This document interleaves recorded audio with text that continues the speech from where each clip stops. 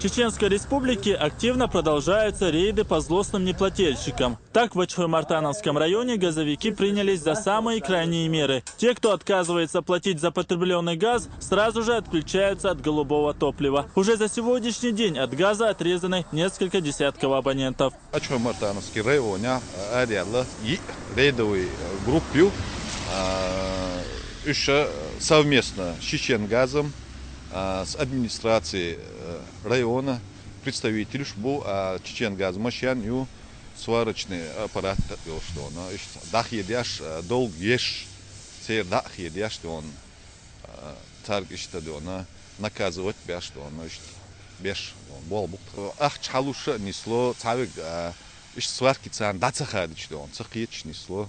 Вместе с газовиками участковая служба, представители района и сельской администрации. Одним словом, все представители, которые входят в оперативный штаб, созданы в муниципалитете. От 30 и выше, Юлиновой, 30% погасить на месте, ич бюч, дукка, хадула, мацаляй, на их газ хеду, цель моя, цивой, и лекха хватинаг. Но ахч халуш сахильче, вой газ хочу бесплатно моя России.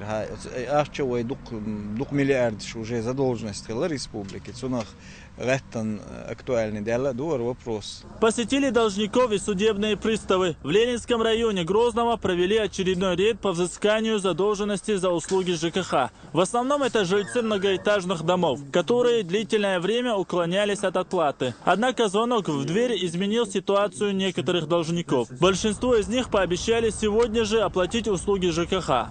Мы предметно работаем для того, чтобы дать возможность гражданину, который хочет оплатить долг в добровольном порядке, такую возможность предоставляем. И в частности, наверное, в 50% случаев должники после явки судебных приставов в адрес добровольно оплачивают сумму долга.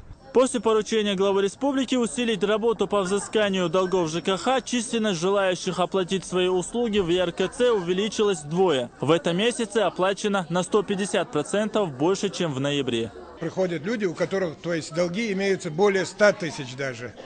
До сих пор у нас таких клиентов не было. Обычно платят одни и те же люди, которые регулярно платили. А вот сейчас видно, что рейдовые мероприятия позволили сдвинуть с места те квартиры, которые вообще годами не производили оплаты.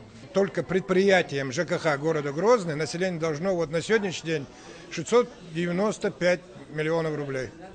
Ну, на начало периода было 800 миллионов.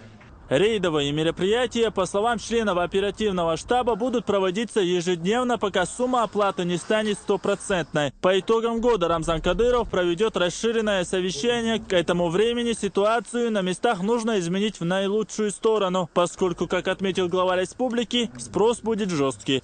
Ахмед Джабраилов, Хавай Жимунаев, Дени Хавхаров. Новости.